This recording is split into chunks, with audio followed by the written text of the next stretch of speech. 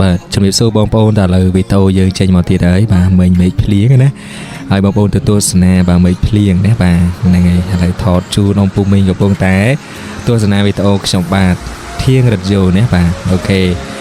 ហើយឃើញមេឃភ្លៀងចឹងគឺសម័យដល់ការនៅក្មេងៗណាបាទមួយទឹកបាទការលែងស្រាតចឹងណាបាទលែងស្រាតអត់លាកខោពាក់អាវចឹងទៅណាបាទអូខេហើយគឺសំឡេងទឹកភ្លៀងហើយកង្កែបយំបាទហេងយំចឹងទៅបាទហើយថាមេឃភ្លៀងគឺមានកង្កែបជុំហេងយំហើយណាបាទលឺហ៎បងប្អូនលឺហេងកែបយំអត់ហើយបងប្អូនណាខ្លះដែលឃើញទឹកភ្លៀងស្រក់ចឹងណានឹកឃើញនៅស្រុកស្រែចំការណាចឹងបងប្អូនមួយចំនួនខ្លះគាត់ទៅធ្វើការនៅភ្នំពេញឬក៏ទៅប្រទេសក្រៅណាដល់ពេលឃើញភ្លៀងធ្លាក់មួយមេធំចេះ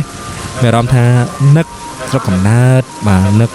លោកពុកអ្នកម្ដាយបងប្អូនដែលនៅជុំគ្នាសប្បាយនៅទូចណាបាទអញ្ចឹងមានអារម្មណ៍ថាបាទនឹកឃើញមានអារម្មណ៍ថា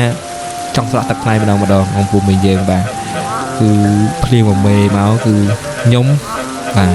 អ្នកនិយាយក៏មានអារម្មណ៍ថានឹកស្រុកកំណើតបាទនឹកអ្នកម្ដាយបាទនឹកឪពុកបាទពិសេសនឹកបងប្អូន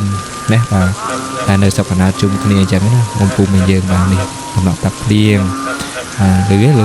លឺកង្កែបយំហ៎បាទលឺកង្កែបយំអត់បាទ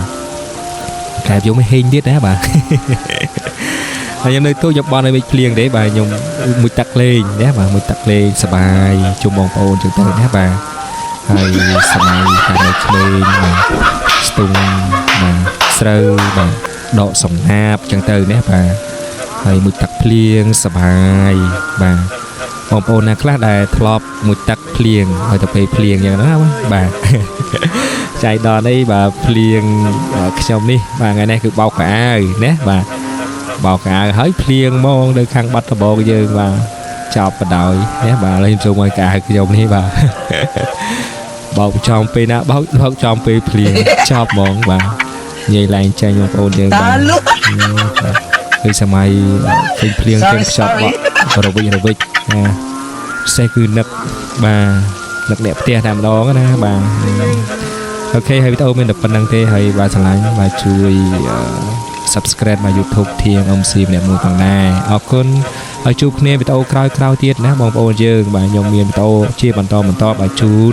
បាទអ៊ំពូមីងពិសេសមកមើលជួយវ័យដែលគ្រប់ត្រូលវីដេអូខ្ញុំបាទសូមអរគុណ